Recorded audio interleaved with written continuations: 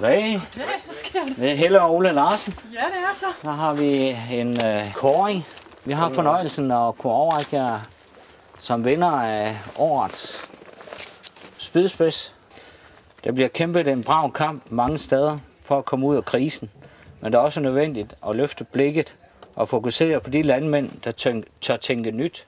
For at fremme disse tanker og handlinger som inspiration for andre landmænd, så har Landbrugsavisen sammen med Danske Bank og Realkredit Danmark lanceret serien Spydspidserne, hvor vi i år har fulgt 5 fremsynede landmænd, der tør og kan tænke nyt.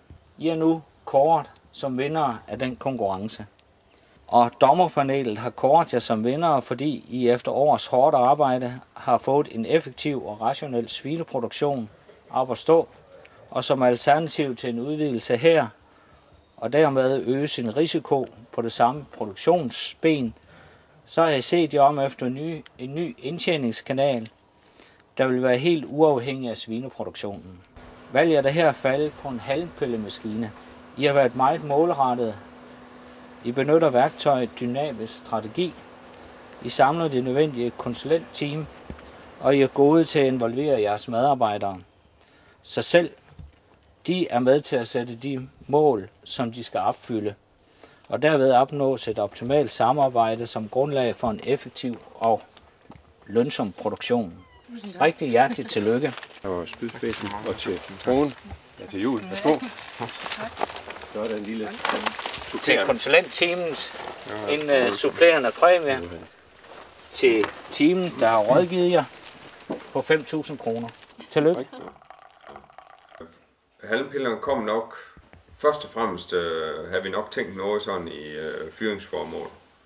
Og det var sådan det allerførste indfald jeg fik, det var egentlig med hensyn til fyring. Og da vi så begyndte at søge lidt på halmpiller på internettet, så dukkede der diverse hestesider op. Okay. Og sådan første gang tænkte vi lige, hvad er nu det for noget? Og så begyndte vi at grave lidt i det. Og så tilfældigvis så snakkede jeg jo lidt med dem, som vi så leverede halm til. Ja.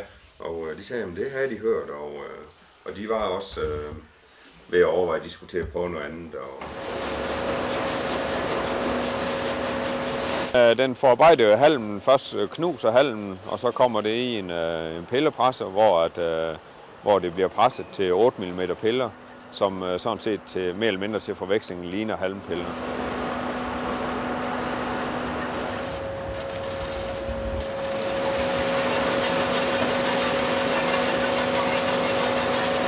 De bliver så sækket op i 20 kilo sække, eller 18 kilo sække. Dem vi sælger nu bliver primært brugt til strøelse i hestebokse.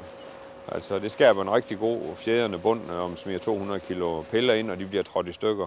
Så har man en rigtig god strøelse. Man må ikke tage det her som et udtryk for, at her der kører det bare ud af, det har vi fuld styr på. Men altså, jeg synes jo fokus skal være på, at vi skal gøre noget ved de ting, som vi har noget indflydelse på.